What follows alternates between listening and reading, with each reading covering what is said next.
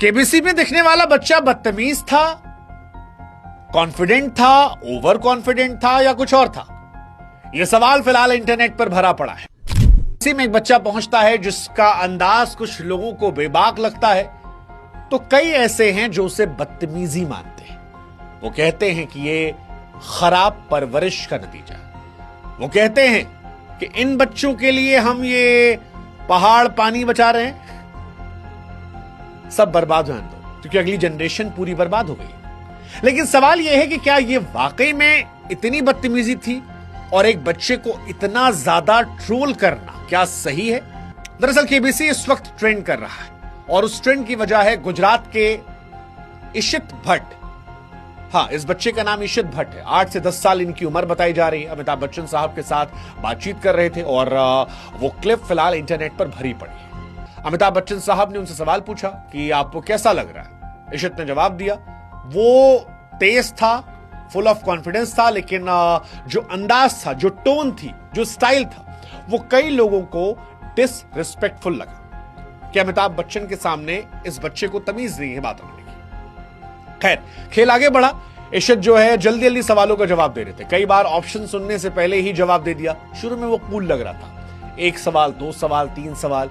फिर अमिताभ बच्चन ने समझाया कि देखिए, अरे भाई साहब, बाकी जो दर्शक है उनके लिए ऑप्शन देना भी जरूरी है। हालांकि इशित बार बार इस सलाह को नजरअंदाज कर रहे थे। फिर 3-4 सवाल के बाद जब 5वां सवाल आया, थोड़ा सा उनका कॉन्फिडेंस हिला। सवाल था कि वाल्मीकि रामायण के प्रथम कांड का नाम क्या है? इस बार उन्होंने ऑप्शन मांगे। अमिताभ बच्चन साहब ने भी थोड़ी सी मौज काटी, लेकिन यहां पर बच्चे ने गलत जवाब दे दिया। कहा कि अयोध्या कांड, जबकि सही जवाब था बालकांड। और इसी के चलते इशित जो है वो खेल से बाहर हुए बिना राशि के।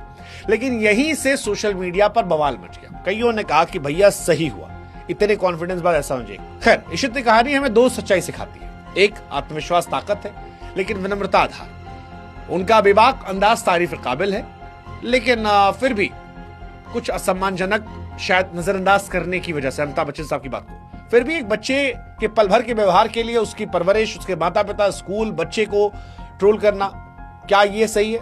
ये भी हमें भी समाज के तौर पर सीखना समझना पड़ेगा, बिना गलती के।